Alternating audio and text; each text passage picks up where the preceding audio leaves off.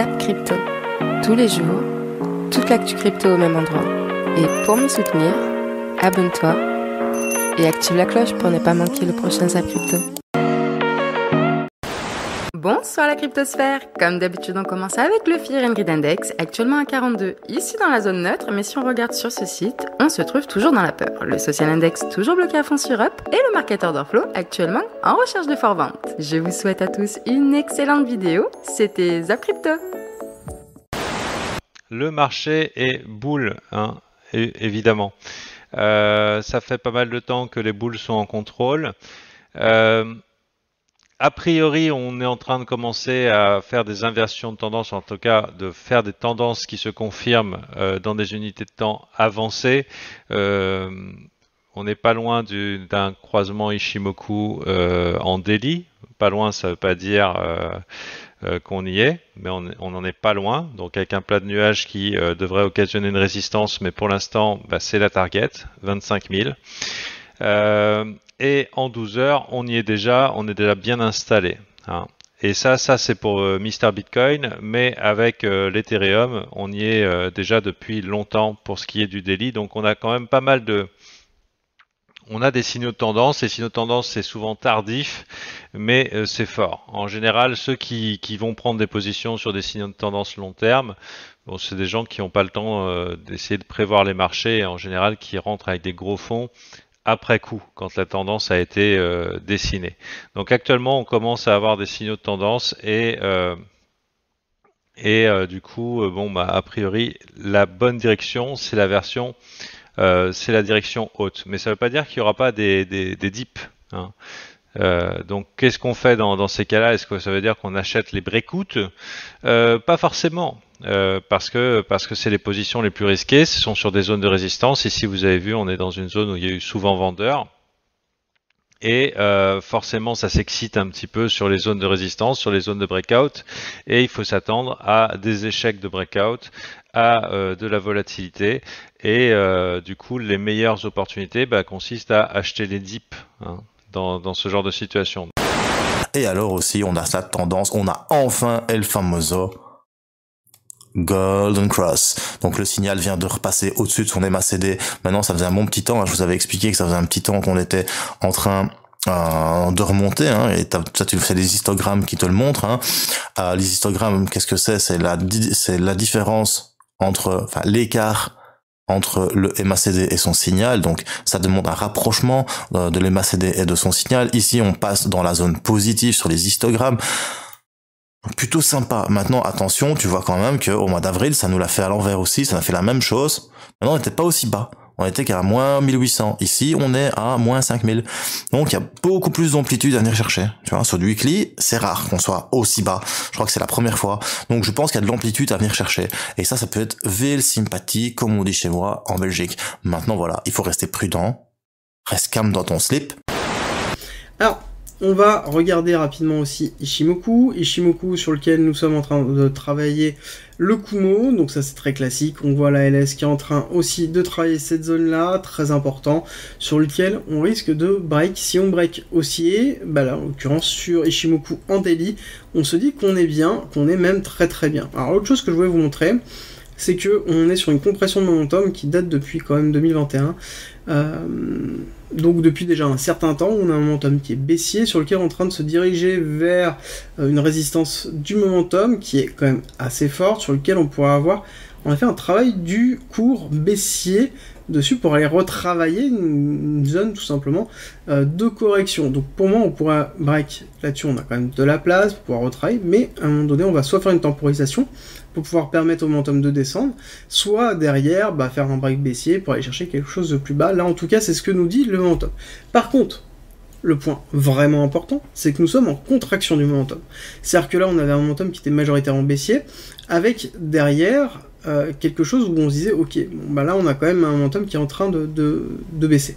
Là quand on voit en fait une contraction comme ça, c'est qu'on est en train de shift au niveau du momentum, c'est qu'on est en train de shift et que potentiellement on va retrouver ici un break au niveau du momentum avec la mise en place d'une pattern d'une reprise en fait du momentum haussier.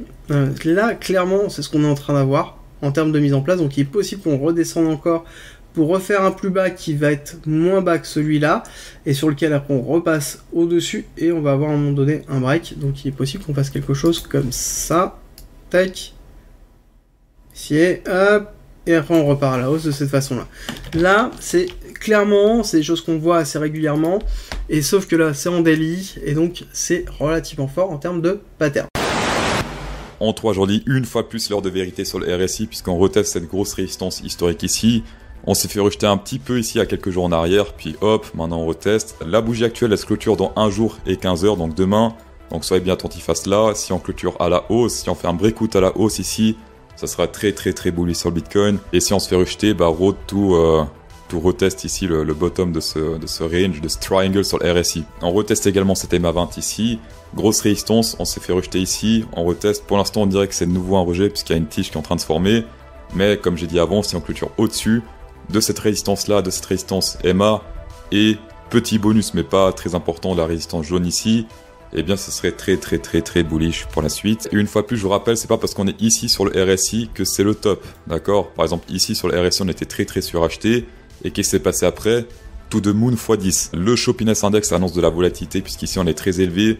Ici, grosse volatilité à la baisse. Ici, c'était la TH, grosse volatilité à la baisse. Alors ici, grosse volatilité à la hausse. Ici, c'était grosse volatilité à la hausse, grosse à la baisse. Donc ça fonctionne très bien. Donc préparez vos longs ou vos shorts, ou bien vos long straddle, pour ceux qui connaissent. Je vais vous remontrer quelques éléments qui concernent le marché crypto dans son ensemble. D'abord, je suis très satisfait. Ici, vous avez sous les yeux la capitalisation boursière totale crypto. À gauche, en données hebdomadaires, à droite, en données journalières. Rappelez-vous, je vous avais proposé, il y a quelques semaines, la lecture de la représentation graphique en données hebdomadaires de la capitalisation boursière totale crypto qui est sous vos yeux et son indicateur technique RSI, vous montrant que, historiquement, toutes les sorties par le haut de la zone de survente étaient des points bas de long terme. Bon, là, voilà, depuis que je vous l'ai montré, on a une belle reprise. Est-ce maintenant pour autant vraiment le point bas de long terme? Il y a des choses engageantes. Il est vrai, moi lorsque je regarde ce type de graphique, je me dis le point bas est fait, on n'ira jamais à 10 000. Bon, voilà. Mais il n'y a pas que ça qui compte. Le marché crypto n'est pas suffisamment autonome vis-à-vis de son grand frère, le marché action, pour pouvoir compter sur ses propres forces. En tout cas, en Ishimoku hebdomadaire, on peut noter un dépassement de la Tenkan-sen qui va bientôt prendre une pente haussière. Alors, si le marché devait viser cette zone de rebond technique, ça c'est 33 sur le cours du Bitcoin. Je reste prudent. En données journalières, la capitalisation boursière totale crypto est ici. Elle a donc dépassé le nuage. On peut noter une entrée de la Kingspan dans le nuage. Les étapes se poursuivent. Il faut dépasser ce seuil pour accélérer. C'est les 25 000 du BTC.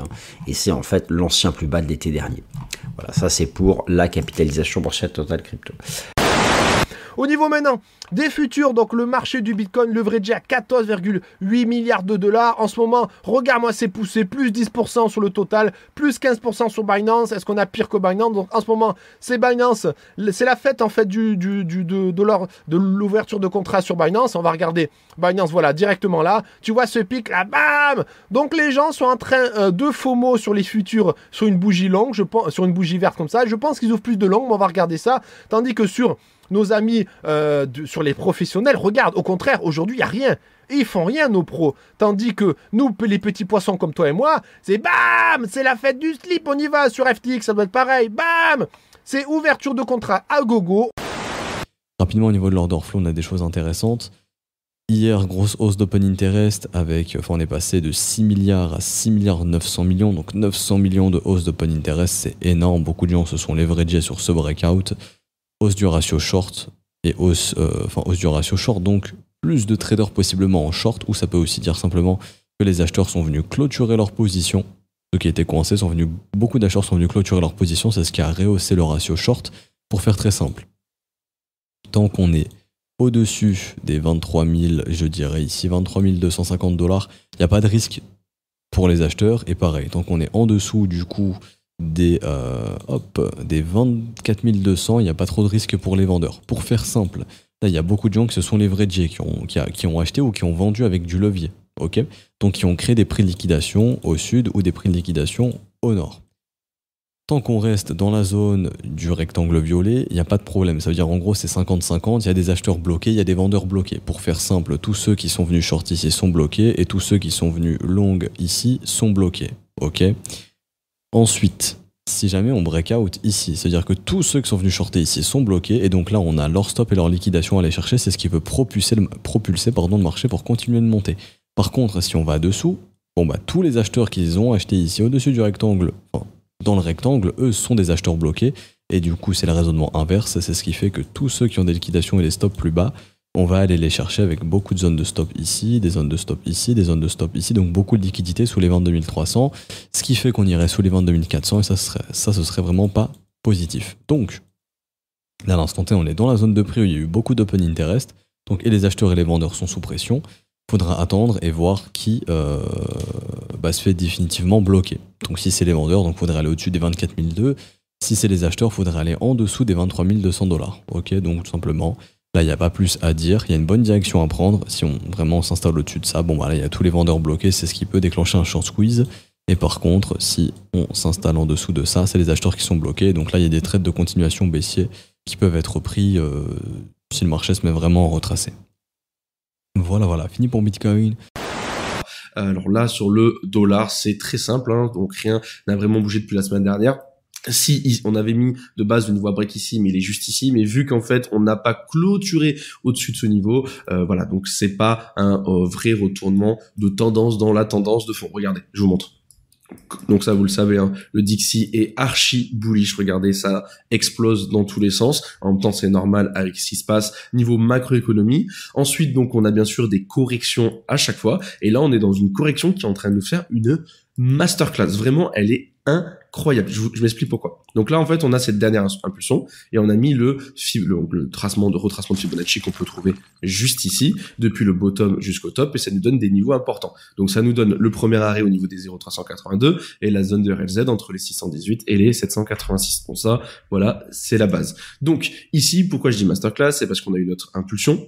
On a eu notre gros combat sur la zone de premier arrêt, donc ça c'est la base. Et ensuite, comme on explique à chaque fois dans les vidéos, c'est si on rebondit, c'est une continuation haussière et voilà, on vient péter les 109 points. Si on n'arrive pas à tenir le premier arrêt, normalement, avec un gros pourcentage, et pas le pourcentage, mais c'est pratiquement à chaque fois, on vient en fait se terrer directement dans la zone de rechargement pour liquider un maximum de personnes et aussi repermettre à une partie, on va dire, donc à chaque fois c'est soit les acheteurs, soit les vendeurs, donc là c'est les acheteurs, d'avoir de récupérer des liquidités pour repartir à la hausse. Et là, donc, on a eu notre impulsion, notre gros combat sur les 0,382, une direction dans la zone de rechargement, et là on est en train de faire un W juste incroyable. On a du mal à vraiment le confirmer, mais si on continue ainsi, alors là par contre ça sera explosion, on pète les 109 points, et là les actifs risqués vont plonger très fortement, et on va retrouver du Bitcoin à 13 000, 14 000 $, alors là ça sera un carnage. Donc comme je dis tout le temps, wait and see. En plus, donc là pour les nouveaux, tout à l'heure j'ai juste changé en fait l'affichage, je passais des bougies à du coup aux droites, on peut mettre même une région qui est très très bien, et en fait ce qu'on voit ici, c'est que, donc on voit bien notre masterclass, impulsion, bataille sur les 0,382, plongeons dans la RLZ et regardez ce W. Là, il est vraiment parfait. On a bien un bas plus bas que le précédent et on voit bien qu'on est au-dessus de la neckline qui est juste ici. Juste avec les chandeliers japonais, on voit pas aussi bien. Moi, je le vois en un coup d'œil parce que je passe mes journées depuis plus de 5 ans. Je dis plus de 5 ans, mais ça va bientôt faire 6 ans sur les graphiques. Donc, à force de bouffer des bougies, je vois chaque momentum, tout ce qui touche en tout cas au price action. Voilà, en un coup d'œil, je vois les choses. Mais bon, c'est vrai que pour les nouveaux, ça peut être bien des fois de mettre soit les droites, soit la région. Donc, bref, tout ça pour dire que si on continue dans cette direction et qu'on vient casser les 600 points, il y a une grande probabilité de péter les 107, les 109 et aller beaucoup plus haut. Bref, rien n'a changé. Si un petit peu à court terme, mais à moyen terme, on est toujours dans la même dynamique. Le VIX, la volatilité implicite des actions du S&P 500, ce sont les anticipations de volatilité réalisées des actions qui composent l'indice américain S&P 500, qui est considéré encore comme l'indice de référence de la finance occidentale. Eh bien, nous sommes là aussi revenus au contact du gap haussier de la crise sanitaire à l'époque, rappelez-vous, février-mars 2020, premier confinement, etc. Bon, nous sommes revenus au contact de cette zone. Alors, il est vrai qu'il y a une cassure marginale baissière d'une figure chartiste de volatilité. Est-ce un piège baissier avant une envolée de la vol? Et dans ce cas, pour les actions en baisse, le cours du Bitcoin en souffrira. Ou avons-nous vraiment cassé le niveau pour aller chercher le bas du gap? Dans ce cas, le cours du Bitcoin pourrait aller à 30 000 $. Donc ça, c'est un élément qui me semble très important à surveiller. Vous l'avez vu hier, le pétrole traitait même en dessous des 90 $. Donc ça veut dire qu'effectivement, il y a un soulagement au niveau de l'inflation. Il y a un espèce de répit, mais on se pose beaucoup de questions. Il y avait un expert qui parlait hier et qui expliquait simplement qu'on était en train de se fourvoyer un peu dans nos attentes, parce que ce qui nous attend justement dans les 3-4 mois qui viennent, ça va être beaucoup plus compliqué. Il faut savoir qu'à partir du mois de septembre, on va rentrer dans une période où les raffineries vont être en maintenance, donc ils vont fermer une partie des raffineries, donc il y aura moins de pétrole raffiné, donc moins de stock, donc des problèmes de stockage potentiel et surtout plus assez de pétrole à vendre sur le marché. Ensuite, il n'y a pas que ça. Ensuite, il y aura aussi les réserves stratégiques. Vous vous souvenez, il y a quelques semaines, les Américains ont relâché les réserves stratégiques pour essayer de contrer la hausse du baril. Eh bien, ces réserves stratégiques, ils vont arrêter de les vendre sur le marché à partir du mois de novembre. Là aussi, moins d'offres sur le marché et risque de hausse des prix parce que la demande, si on regarde de nouveau la masse salariale, la consommation et l'état psychologique du consommateur, il continue à faire le plein d'essence quand même, donc la demande est toujours très présente. Vous enlevez les réserves stratégiques, on va avoir un problème. Et puis la dernière chose, eh bien, c'est à la fin de l'année, au mois de décembre, normalement, les Européens devraient lancer une nouvelle vague de sanctions contre les Russes. Sanctions qui ont hyper bien marché jusqu'à maintenant, on l'a vu, puisque l'économie européenne est en pleine forme, surtout depuis que les Russes leur ont coupé le gaz. Donc du coup, on s'attend à voir l'Europe encore sanctionner les Russes sur le baril de pétrole. Alors on verra si les Européens, en plein hiver, auront le courage, pour rester poli et pour rester pas trop dans la vulgarité, auront le courage de continuer à sanctionner les Russes alors qu'ils vont leur couper définitivement le gaz pendant l'hiver.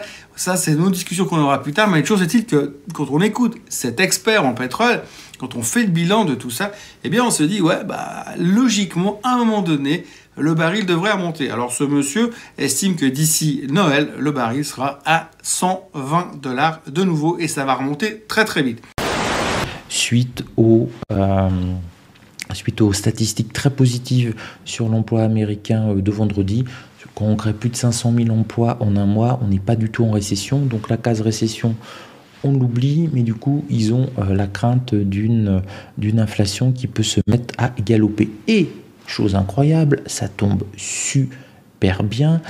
Mercredi, qu'est-ce qu'on a? On a une statistique absolument clés qui sont les chiffres des prix à la consommation, et ça va être très attendu parce que ça devrait permettre de voir si le resserrement monétaire de la Fed a réussi à contrecarrer l'inflation. Si on a l'inflation qui baisse mercredi avec le chiffre des prix à la consommation, on peut avoir une bonne accélération. Par contre, s'ils se maintiennent élevés ces chiffres-là, ça veut dire que la Fed va devoir resserrer encore un petit peu plus, augmenter ses taux d'intérêt, et ça va pas être bon pour la bourse. On risque d'avoir une belle petite vague de baisse, et notamment sur le Nasdaq, qui est le premier à en pâtir, je vous l'explique, bien entendu. Dans le reste de l'actualité entre récession, inflation et dépression, je voulais vous montrer aussi ceci qui montre les performances du SP500 pendant les périodes de récession. Et on peut s'apercevoir finalement que ce n'est pas si catastrophique que cela, à part en 2008 où ça a été un petit peu plus compliqué, mais le reste était plutôt correct. Alors dans le reste de l'actualité, on a toujours entre la Chine et Taïwan ce conflit en fait qui commence à perdurer entre guillemets, puisque les exercices militaires devaient s'arrêter dimanche et finalement continuent. Donc c'était la réponse de la Chine au fait que Pelosi soit venu à Taïwan. Et maintenant, on espère qu'il n'y aura pas une escalade entre les Américains et les Chinois et que ça va se tasser. On le souhaite vraiment. D'ailleurs, puisqu'on parle de la Chine, en octobre 2022, il y aura la 18e édition des exercices annuels entre l'armée chinoise et l'armée indienne aux frontières de l'Inde et la Chine. Et devinez qui se joint à la fête? Les Américains. Alors, à mon avis, c'est quelque chose qui ne va pas forcément plaire aux Chinois, puisque les Américains s'invitent à la fête, effectivement. Ils ont pour but de prendre New Delhi comme une future base pour pouvoir justement mieux espionner les Chinois.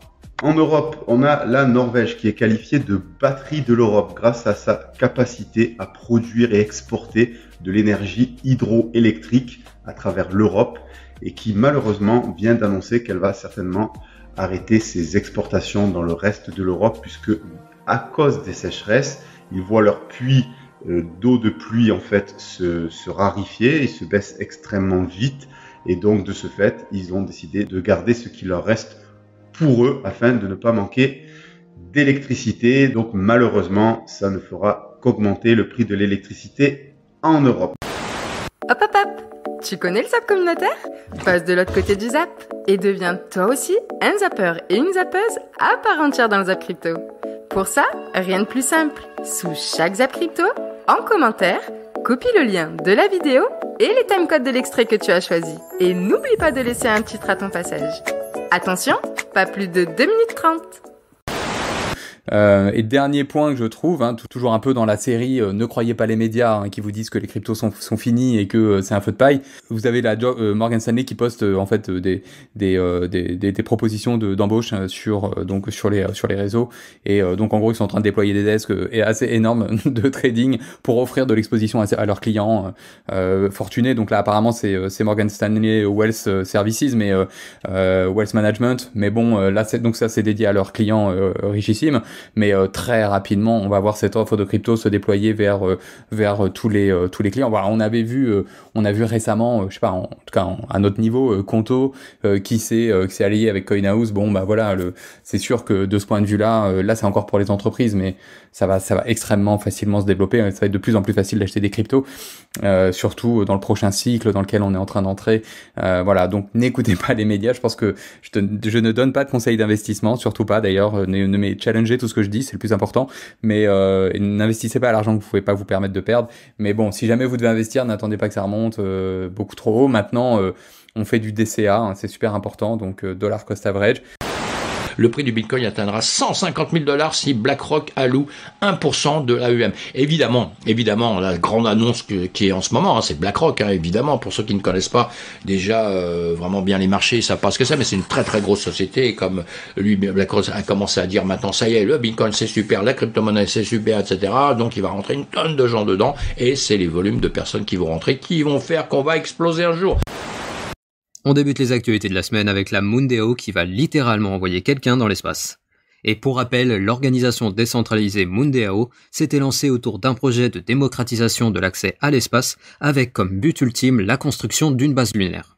Et bien sûr, la construction d'une base sur la Lune relève pour le moment de la science-fiction, mais ils ont déjà validé leur premier objectif avec l'envoi d'une personne dans le 6e vol habité de la fusée New Shepard de Blue Origin.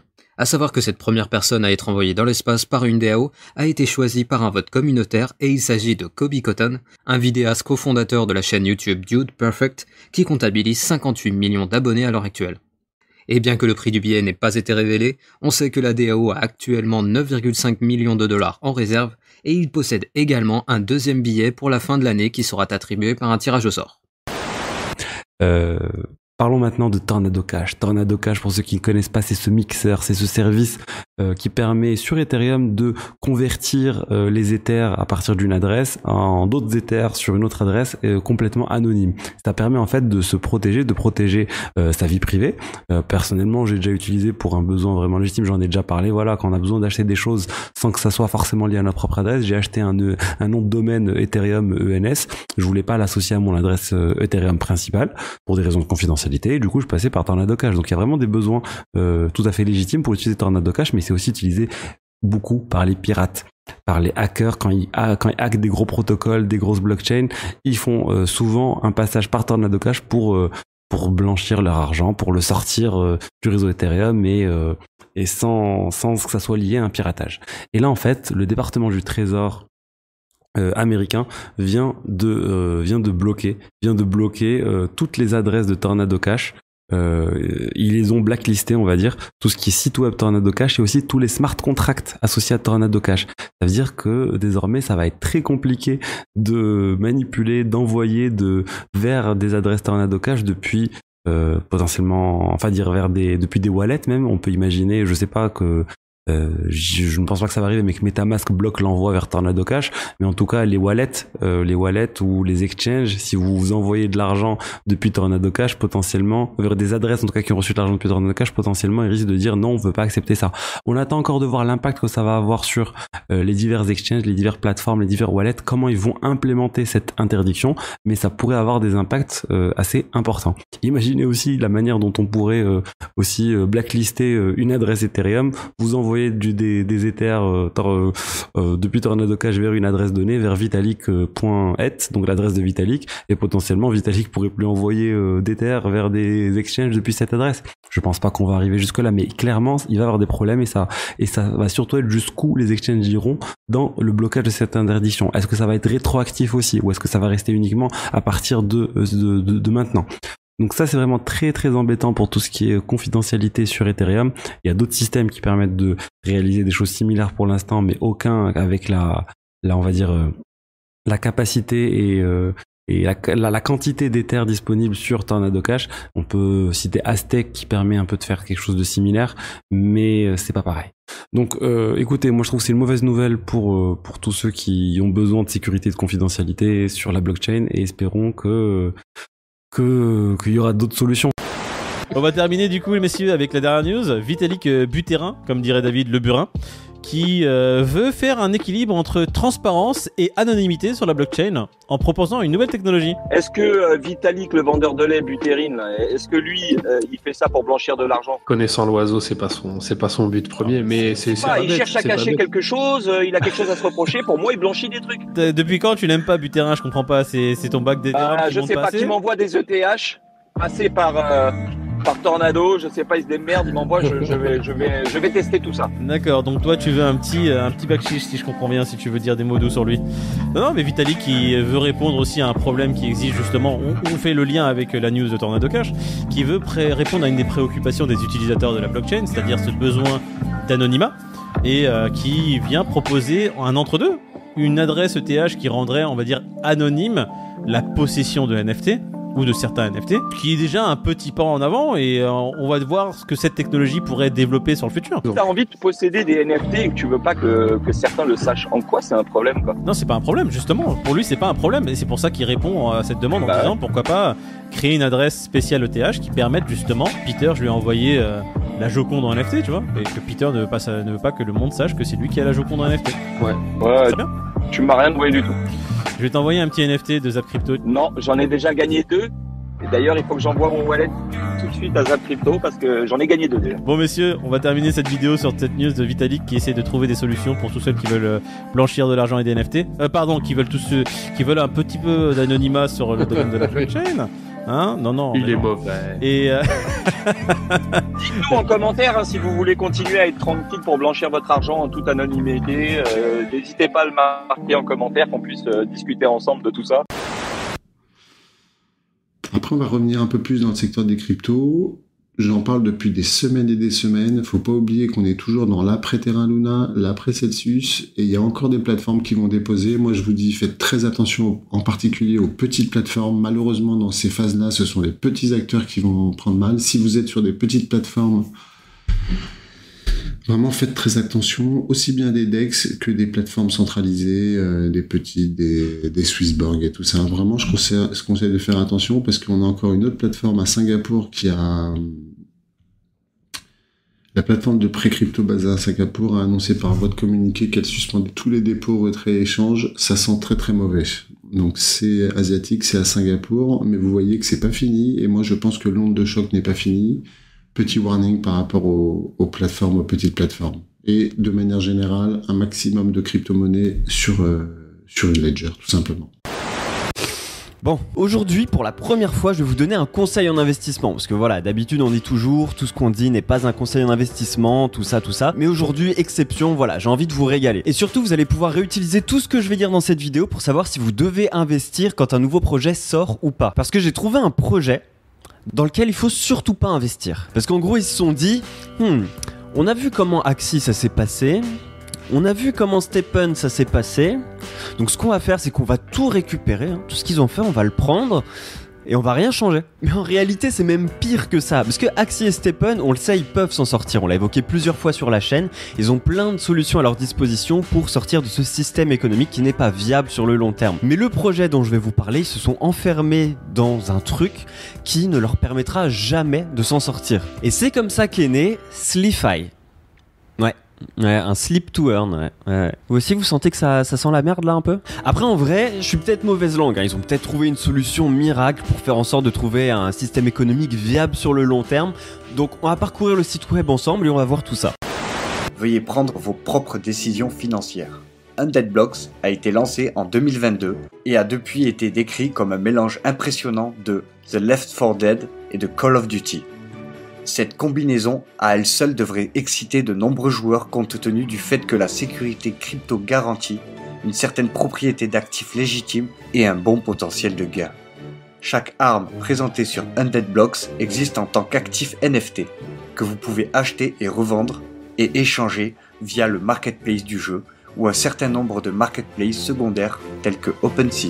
Il y a même un système de location dans lequel les détenteurs peuvent prêter leurs actifs aux joueurs qui ne peuvent pas se permettre d'en acheter, ainsi qu'un système de mise à jour qui permettra aux armes de s'améliorer de plusieurs façons, en faisant plus de dégâts ou en transportant plus de munitions. Et on passe tout de suite à l'actu suivante, un peu plus légère cette fois-ci concernant Tinder. Malheureusement, Tinder, qui avait comme projet de lancer son propre métavers, est en train de faire marche arrière, et notamment à cause de problèmes de liquidité. Il faut savoir que l'application leader des rencontres en ligne projetait tout simplement de lancer le Tinderverse, un métaverse dans lequel on pourrait faire directement des rencontres. Et ils ont d'ailleurs publiquement affiché leur intérêt pour le Web3 ainsi que pour le métavers. Et ils ont même racheté HyperConnect, à savoir le spécialiste de l'amour virtuel. Mais malheureusement, la grosse baisse de bénéfices de l'application Tinder leur a fait revoir leur projet à la baisse. Et c'est comme ça que le PDG de Tinder a déclaré: je pense qu'une expérience de rencontre métavers est importante pour capturer la prochaine génération d'utilisateurs. Et HyperConnect a innové dans ce domaine. Cependant, compte tenu de l'incertitude quant au contour ultime du métavers et de ce qui fonctionnera ou non, ainsi que de l'environnement d'exploitation plutôt difficile, j'ai demandé à l'équipe d'HyperConnect d'itérer, mais de ne pas investir massivement dans le métavers pour le moment. Autrement dit, tout le monde se doute bien que le métavers est un secteur d'avenir et qui va créer toute une économie parallèle, mais dans le même temps, on ne sait pas vraiment quelle forme va fonctionner et énormément de projets risquent de mourir dans l'œuf. Alors peut-être qu'un jour on fera nos dates sur le Tinderverse, mais une chose est sûre, ce n'est pas pour demain. Parlons maintenant NFT avec Coca-Cola qui lance une série de NFT plutôt originale. Pour célébrer les 1 an dans leur entrée dans le secteur crypto et également la fête de l'amitié aux USA, ils vont sortir une collection de NFT représentant des bulles dans des bouteilles de Coca-Cola comme vous pouvez le voir à l'écran. Et la particularité de cette collection est que le partage sera au cœur du projet, étant donné que pour dévoiler le NFT, il devra être envoyé à quelqu'un d'autre. A savoir que la blockchain choisie par la firme est Polygon, et ils ont profité de cette annonce pour déclarer que leur prochaine série de NFT aura lieu pour Halloween. Bref, Coca-Cola a bien compris l'intérêt des NFT qui font désormais partie intégrante de leur stratégie de communication, et ils cherchent même à trouver des moyens originaux d'émettre leurs NFT. Alors, ce zap t'a plu? Dis-moi en commentaire quelle est l'actu qui t'a le plus intéressé. Et si tu as manqué les actus d'hier, retrouve juste ici le zap crypto de la veille.